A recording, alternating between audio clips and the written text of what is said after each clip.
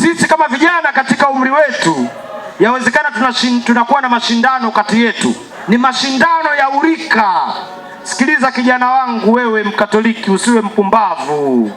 Kama unataka kushindana, usishindane na mtu yoyote, shindana na nafsi yako, kwa sababu pia unaweza ukajaribu kutaka kushindana na mwenzako, ya kumbe ushindani na yeye, ila unashindana na Mungu atendaye kazi ndani yake. Ndiyo. Yawezekana wewe unapambana bila Mungu, lakini mwenzako anapambana na Mungu. Jinsi gani kijana aisafishe njia yake? La kwanza ni kumshirikisha Mungu. La kwanza ni kumshirikisha Mungu kwenye mapambano.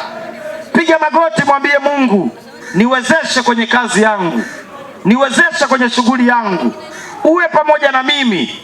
Tunayaweza mambo yote katika yeye atutiaye nini? Atutiaye nguvu. Ni yeye Mungu mwenye uwezo wa kuangaza akili zetu, ni yeye mwenye uwezo wa kuongoza mioyo yetu, ni yeye mwenye uwezo wa kuelekeza miguu yetu pale yalipo mafanikio. Ndio maana juzi tumesikia ya kwamba utukufu kwa Mungu juu mbinguni na amani duniani kwa watu wenye mapenzi mema.